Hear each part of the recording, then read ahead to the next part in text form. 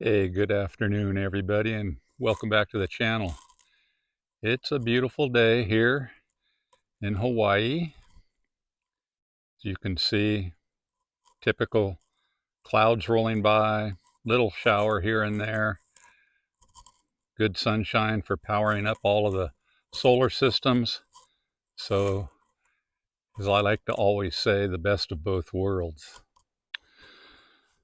So, a good friend and supporter of the channel, Brother Dave, asked me the other day if I might make a video on the complexities and challenges of living off grid, and maybe I could demonstrate some of those. With my off grid history of over 30 years, I can do comparisons to the two places that I've lived off grid. One at 8,300 feet in the Rocky Mountains, that's where I started. And then for about the past 20 years almost, right here on the big island of Hawaii. And in many ways, there's a lot of parallels, and I'm going to go over that for you. It'll be hard to actually demonstrate a lot of it because I'm going to use the comparisons. So it was about 1990 when I first decided I was going to head out into the boondocks and, yeah, do the mountain man thing. That's what I wanted to do. And originally I thought I was going to head to the backcountry of Alaska, which would have been a very bold move, but that was my goal. And so when it came time to sell everything and start heading in that direction, uh, I actually started looking at property in the Colorado wilderness, and I changed my mind from going to Alaska and went into a very remote location in the Colorado mountains instead. That turned out to be a very good decision. Alaska would have been a lot rougher in hindsight, and especially because of those shorter, darker days, which even in the Colorado mountains, uh, that happened, not to the degree of Alaska, certainly, but that started to play a role and wear on me in my later years in the Colorado mountains, too. Those shorter, darker days were much more difficult to deal with.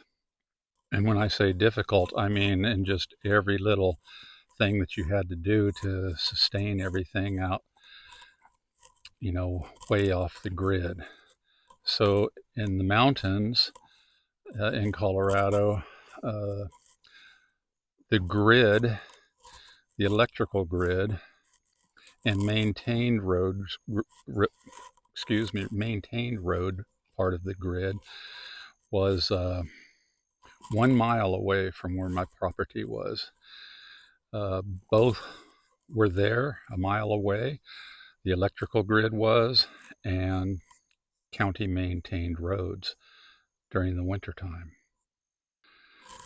And that mile from the county maintained road up to my property was four-wheel drive pretty much year round to get in and out. Not all the time, but in general, it was four-wheel drive. If there was any snow, I had such an elevation gain from where the county road was up to where eventually the cabin was built. It was not only four-wheel drive, but four-wheel drive with chains. So uh, that uh, was a huge, I can't even say it was a huge consideration because I was so adventurous back then.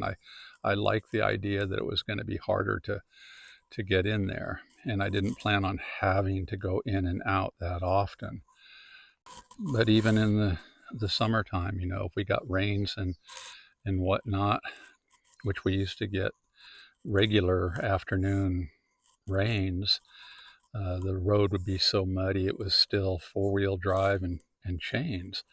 So unless it was a little bit of a dry spell and the roads were completely dry, you could get up in two-wheel drive. But like I said, most of the year it was four-wheel drive, and then in the wintertime, four-wheel drive with chains all the time. Put them on at the county road, barrel my way uphill, and that was it. And then even with that, much of the time was inaccessible. And in fact, when I moved back to the area I was at, I was the only person attempting to winter over in that area. There were property owners, of course, even above me and harder to reach, and they didn't even attempt to winter over back then because it would have been impossible pretty much to get up there with the amount of snow that fell.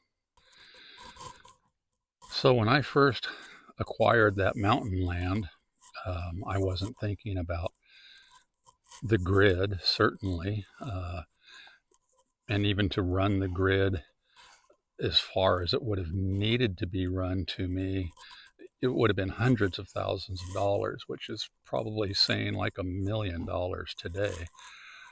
So it was, not even a consideration. And the way I set myself up initially, I wasn't even thinking about electrical power, actually. I was not. The first thing I did was I bought a little self-contained trailer and had it hauled up there and dropped where I wanted it on the property.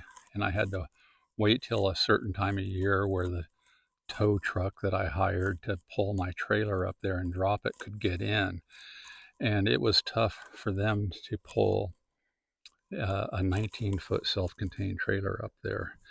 And once I had that parked, I almost thought, man, I'll never need anything else than this. It was self-contained.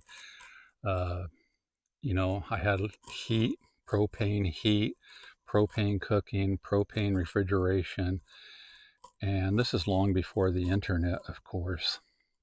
And I just was happy thinking, I'm just going to sit here and read books.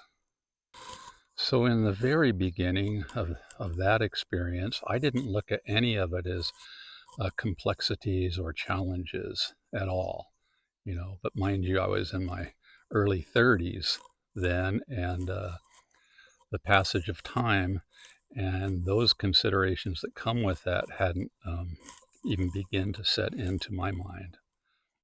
I really thought I had all that I would ever need or want from the first day I landed there from the big city, right? I was thrilled beyond belief. And so one of the things that I actually did consider before going down there was, what kind of a living will I be able to eke out in a place that is so rural? And I thought, well, I've been making my living with my hands as a therapist in the city and doing just fine with that. And I thought, well, anywhere I take my hands, I can sustain myself with an income, not knowing a single person yet, but I had full confidence that that would eventually be the case. And it was, but it took a long time. It took a very long time to get established in such a rural area. So money and income became an issue for sure. So when I first started, I would make little supply runs. Periodically I'd go load my truck up with food, water. Had to haul water back then.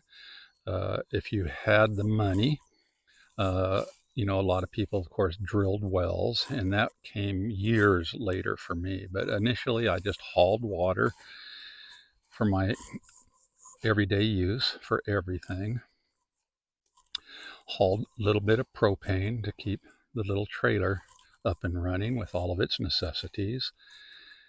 And that was it. It was a pretty simple way of going about things. So the things you're going to definitely need for a rural off-grid situation, regardless of where that is, you're going to need water. You're going to need access to food. You're going to need good transportation, of course. And when I first was in Colorado, the water wasn't really an issue other than just having to go and haul it. I had a 200-gallon container that I could put in the back of my truck and and fill it up at a community well at the time that was about 10 miles away from where I lived downhill. There was a community well where you could meet a lot of people that were doing the same thing, living way off grid. Go down there, I'd fill up my 200 gallons. People in front of me were putting in their 200 gallons. And it was on a donation thing to where you could just donate whatever you could afford, and you could take some nice well water back up to your property with you. And that went on for a few years, and then we had a change in the local county government, and the powers that be a few years later decided that they didn't want to have a community well, and they shut it down. And then water became a real issue, and a lot of the people that I used to know that were relying on that had gone back decades, many decades of a community well in that area.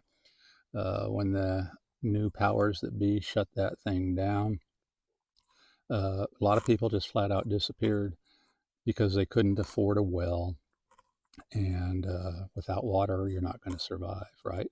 And then the other caveat was, in Colorado at the time, it was illegal to harvest rainwater for any household use at all. Not one drop was legal to catch and hang on to. And I just checked to see if that has changed over the years, and as of 2025 right now, for certain households in rural areas, you are allowed to catch 110 gallons or two 55-gallon drums that you might catch your rainwater off your roof or garage, and it cannot be used for anything other than, a little outdoor use, right? So the law hasn't changed that much as far as water harvesting. It's basically still illegal because 110 gallons is not going to go very far if you're doing that. So of course, some of us did catch rainwater back then. As rural as we were, no one could get up to us in the wintertime. I went as far as even melting snow for some usage, and believe me, you have to melt a lot of snow to make it any kind of a use. Uh, you know, Maybe a little for cooking or something like that, but it takes a lot more snow than you would think to melt to make any real use out of it. So one of the things that I did there uh, was to minimize my use, was to use a composting toilet. And that worked well because the average household main use of water in general is that toilet. So by not having a water flushing toilet, uh, I could get by on not too much water. So by contrast to where I live now, where the district I live in here on the Big Island, I just looked and it said upwards of 90% of the people in this district rely on rain catchment for all of their household and domestic use.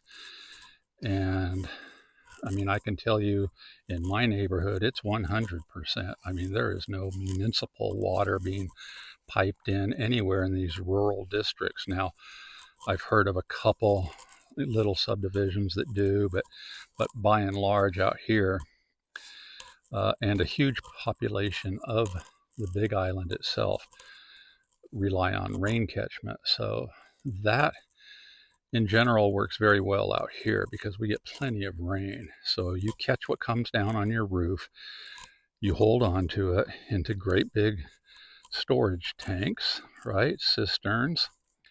And then you can filter it down to household use. And I've showed you guys many times out here, I use reverse osmosis, and I drink it, uh, cook with it. Of course, I shower and clean everything with it. I mean, it's 100% what comes from the sky is what I rely on here. And so that's a difference between the two states. Colorado always frowned on that. and actually made it illegal and still do. One of the things that's very similar is the condition of the roads in these kind of off the beaten places to live. You know, there's no real road work that goes on. You know, you see some private citizens out there that have a little, you know, bulldozer of some kind or another out there doing some work sometimes to kind of smooth a stretch of road. That was kind of the same in the mountains, although it never reached up towards me. But yeah, so the roads, the more rural you go, are usually in general, in my experience, going to be way rougher, and you have to, uh, you know, put that into perspective of the time that it takes to go anywhere. And you can get by out here without four-wheel drive, although it could come in handy if you were ever trying to make passage in or out of here during some significant rain. The roads can get very deep in water. Most people don't try to pass when that is happening. You just kind of hunker down. Once it stops raining, the water drains off pretty quick because it all goes downhill to the ocean. So can get by without four-wheel drive out here year-round. And other than, like I said, having to wait for the roads to clear after a significant rainstorm, that's about as bad as it gets. But the roads are very, very rough out here, lava. This particular subdivision will work on some of the main passages in and out of here periodically, not very often. And it never seems to last what they do more than a few weeks at best until we get pounded with rain again. But here in general, it's much easier for year-round getting in and out. It's slow go on these lava roads, but you just put that timing into your day trips. You know it's going to take you so long to get out, so long to get in, period. Once you hit the paved road, you can make pretty good time to where you need to be. From here, within an hour, I can get basically anything that I need. And under good conditions in the Colorado mountains, the timing was about the same. In about an hour, in good passable conditions, I could get to anywhere I needed for main essentials. For larger type stocking up purchases and stuff, I could still get to some larger shopping areas within about an hour. And interestingly enough, the amount of distance is roughly the same. I was roughly 10 miles in the Colorado mountains to any amenities, and out here I'm roughly about the same as far as distance. And so basically the same amount of time involved in and out. And out here in this subdivision, as you can see, the electrical grid does exist. I would say on my stretch of road, maybe a third of the people have hooked up to the electrical grid, and 2/3 choose to live off the grid on solar like myself. I did check into the electrical grid when I first came out here, and the cost was pretty high to tie it into your house. And I just quickly did the math and went, wow, for what they just want to tie me up, let alone the most expensive electric pretty much in the country, I could go out and buy a solar system. And since I'd already lived on solar for many, many years, that's what I decided to do. I didn't really consider tying up to the electrical grid. And so I just went out and made a purchase, got some panels, some batteries, inverter, charge controller, all that kind of stuff. And I haven't been without power for a day. And from all the people I've talked to out here that are tied up to the grid, it's not as reliable as you'd hope. It goes out all the time. It does come back on, but you know, someone I know out here says it always goes off during his favorite TV show.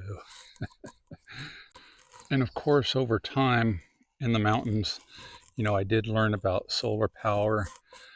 I did start to implement it, and my system there never really got over, I think, 600 watts worth of solar and a 2500 watt modified sine wave back then inverter charger. Would occasionally have to use the generator up there to top off the batteries if the sun wasn't cooperating. You had to brush the snow off on a regular basis in the wintertime, which where I initially put the solar panels on my cabin meant, you know, getting onto a ladder and you know, cleaning them off. But that wasn't a big deal. Didn't care about that.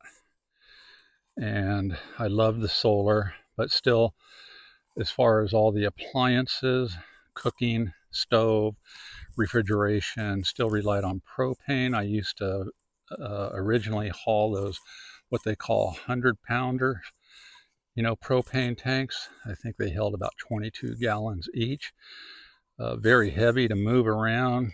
Over time, over the years, I eventually moved a 250-gallon tank that I could get just filled up once a year and be just fine to winter over. And I always had, and I used a little of that for heat as well. Mostly a wood stove for heat, but then I did have to, for insurance purposes, put in a propane heater. For whatever reason, if you relied solely on wood for heat, you couldn't insure a cabin up in that area. So in order to get insurance, I did go ahead and put a propane heater in as well, which was kind of nice actually. It helped quite a bit. I wouldn't have to always get up in the middle of the night to feed the wood stove. And then, yeah, so cooking and refrigeration, bathing, hot water heat, on-demand hot water heat, all propane. And that stayed that way throughout my whole time there. So solar was mostly used for lights, entertainment, TV, satellite TV. This is still before the internet. And water pumping. I'd pump some water with a little 12-volt water pump off of solar. So wasn't using it like I've showed you guys that I use solar out here for basically everything now. So that's a big difference. You know, I use way more solar out here. Of course, I'm 30 years older and I like a lot more comforts. Like I've showed you guys, and that requires a little more solar. The good thing is, compared to 30 years ago to now, the price of all of those components is just way, way cheaper than it was back then. Yeah, I've mentioned this before. You know, the batteries, the solar panels were outrageously expensive back then, really expensive. So now, my goodness, dirt cheap. So one of the other things that I never took into consideration 30 years ago was healthcare needs. You know, I was a long way from thinking about that yet. You know, I was strong, healthy, invincible in my mind until I wasn't. Towards the end, had some things happen. Now, under good conditions, if I would have dialed 911, and that's the other thing, was phone reception when I first went out to the mountains really didn't exist. Cell phones were just kind of really getting to be a thing where everyone was starting to get a cell phone. And in those real rural areas, they did not work at all. I eventually bought one of those 3-watt bag phones from Radio Shack, and I could get a signal at my cabin, and it actually worked very well. But the little handheld cell phones back then didn't have the power to connect with anything then. And by comparison, when I first moved out here, that was an issue out here as well. I tried every carrier that was available on this big island. I could not get a reception here. And I eventually put a little antenna on the roof to improve reception, and I could just barely get by with that out here. And in the mountains, I did okay with that bag phone, what we called the bag phone, and did fine with that for a while, but I still wasn't really thinking like I'm ever going to need to call 911. And the one time that I really needed to call 911,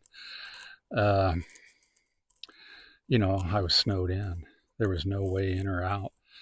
I couldn't drive out. No one could drive in. No ambulance could get to me. So yeah, that was a crazy day. So, my whole mindset started to change around that, and I was a little bit older. I wasn't quite as invincible. And one day everything started crashing on me, and I had to call a dear friend who could get to as close as they could get to me. And I had to walk down there like in my pajamas, feeling rough, before they could get me to the little local clinic, where then they wanted to flight me into the nearest big city. But because of the snowstorm blizzard that was happening, that wasn't happening. So I took a nice long ambulance ride from the mountain clinic to the nearest big town, and they gave me morphine on the way down. And I have to say, after a couple of shots of that, I really wasn't worried about anything. So yeah, by comparison, out here, as rural of an area as it is, it's always passable. If you needed emergency services, they can get to you. I've never needed them out here, and I hope that continues. But if you call here, they will come, and the roads are passable. So those are some other considerations, and that can be a real complexity, especially if you're older now, like a lot of us are, or you need regular access to health care, something like that. Like in the past many years, I've needed regular access. I go get, a lot of that melanoma cut off of me on a fairly regular basis. So, but it's pretty easy in and out here. So again, I can get to where I need to be to go under the knife in about an hour. All right, well, this is going to be a pretty long video, and I want to keep everyone's attention on this. And as your comments roll in and have different questions, I'll do, like a follow-up, and we'll stay on this track with a follow-up video on this topic. Those are some of my main considerations and complexities for anyone considering to go off grid. And I hope this helps you guys, for those of you that are thinking about it, and even those of you that are doing it right now. You're gonna, I know, mention a lot of things that I haven't mentioned in this, and we can get to those for sure. I just don't want to make this so long to lose you all. So those have been my major considerations. And like I said, coming out here was in so many ways a parallel move. The weather, of course, is much easier to take. I don't deal with blizzards, but we can get some severe storms out here, which so that's where I always go into the whole be stocked up, be ready to be hunkered down.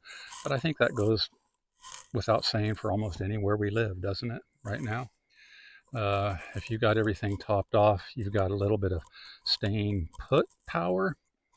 So yeah, so many of the transitions between 8,300 feet and roughly 1,200 feet here, it's a similar lifestyle for me, similar. although I do not have to get on the ground and put chains on my truck to get home. And I used to do that with a smile on my face. Okay. All right, you guys. Thanks, Dawn, for suggesting a discussion on this. I hope I've covered some important topics for you guys to consider, and let me know some more and we'll touch base on that, because there really is a whole lot of other things to think of. But you know, I always say, hey, food, water, and shelter, and everything after that's gravy, and I still live by that code. You know, I don't want to have to run out for any of those if I don't have to. I love all your comments, you guys, and I really do try to touch base with all of you. Aloha, everybody. Be safe, be well, take care of yourselves. Catch you on the next one.